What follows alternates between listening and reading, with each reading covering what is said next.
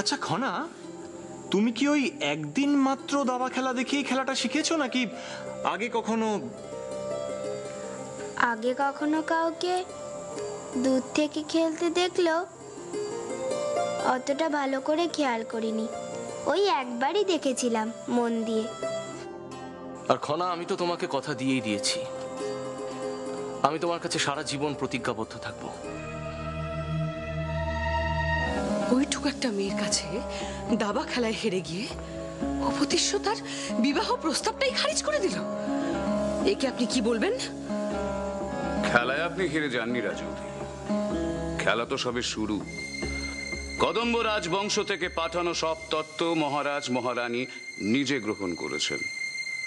তত্ত্ব গ্রহণ করার অর্থ বিবাহের প্রস্তাব গ্রহণ করা, অর্থাৎ বাগদান করা। বাগদান খারিজ করার অপমান সহ্য করতে না পেরে যদি 3 শক্তিশালী রাজ্য একযোগে আক্রমণ করে, তাহলে সিংহলের মতন একটা ছোট্ট দেশ যে পুরে ছারখার হয়ে যাবে। মহাকবি কালিদাস স্বয়ংই রণভূমিতে। এই রণভূমিতে তো শান্তির বার্তা এসেছে। শুনছিলাম শালঙ্করাজ নাকি চন্দ্রগুপ্ত বিক্রমাদিত্যের বশ্যতা স্বীকার করেছেন। তাই এই ক্ষেত্র তো আর রণভূমি নেই। সত্যি আপনাকে এখানে দেখে আমার মানসিক শান্তি লাভ হচ্ছে। নবরত্ন সভার অন্যতম শ্রেষ্ঠ রত্ন জ্যোতিষগুরু বরাহদেব একা এই রাতে বিষণ্ণ মুখে দাঁড়িয়ে আছেন। এখানে আপনাকে একটা কথা বলতে চাই। আমি আপনাদের নবরত্ন সভায় আর নেই। দেখুন, পরিস্থিতি আমাদের অনেক সময় অনেক প্রশ্নের মুখে দাঁড় করিয়ে দেয়, কিন্তু তাই বলে ক্ষমা করবেন, নবরত্ন সভা নিয়ে আমি আর কথা বলতে চাই। আপনি নিশ্চয়ই জানেন যে আপনার প্রতি মহারাজের যে ভালোবাসা, যে শ্রদ্ধা, তা অনেকেরই চক্ষুশূল। আপনাদের মধ্যে ব্যবধান বাড়িয়ে দিয়ে তারা নিজেদের কার্যসিদ্ধি করতে চলেছে। আপনি কেন তাদের এই সুযোগ করে দেবেন? মহারাজের সঙ্গে দূরত্ব বাড়লে তা দুজনের পক্ষেই ক্ষতিকারক। তাই বলছি, পুনর্বার গণনা করুন আর অপেক্ষা করুন। সময় সঠিক কথা বলুন।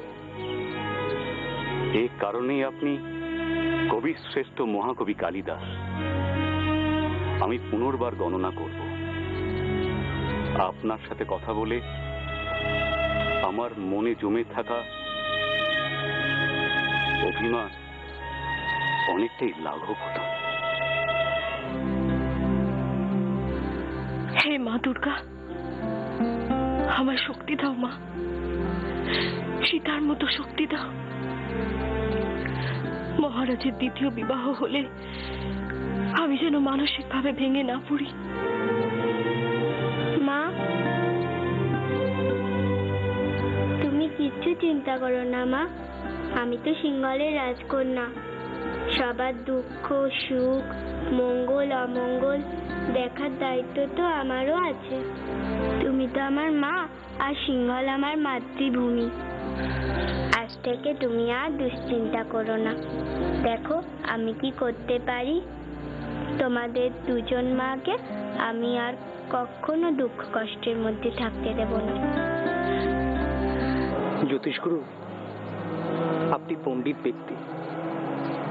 এখান থেকে এইভাবে চলে গিয়ে মহারাজের সঙ্গে আপনার চিরতরের ব্যবধান তা আমি হতে দেব না। কবি শ্রেষ্ঠ, হয়তো এই ব্যবধানই কাম্য ছিল। সর্বোপরি একটা কথা আপনাকে মানতেই হবে, মহারাজা চন্দ্রগুপ্ত বিক্রমাদিত্য কি ভাবলেন বা বাকিরা কি ভাবলেন, তার থেকে অনেক গুরুত্বপূর্ণ হলো আপনি ঠিক তা প্রমাণ করা। কিন্তু নিজেকে ঠিক প্রমাণ করতে গিয়ে যদি বারবার অপমানিত হই, সেটা তো আমি আর সহ্য করতে পারছি না কবি শ্রেষ্ঠ।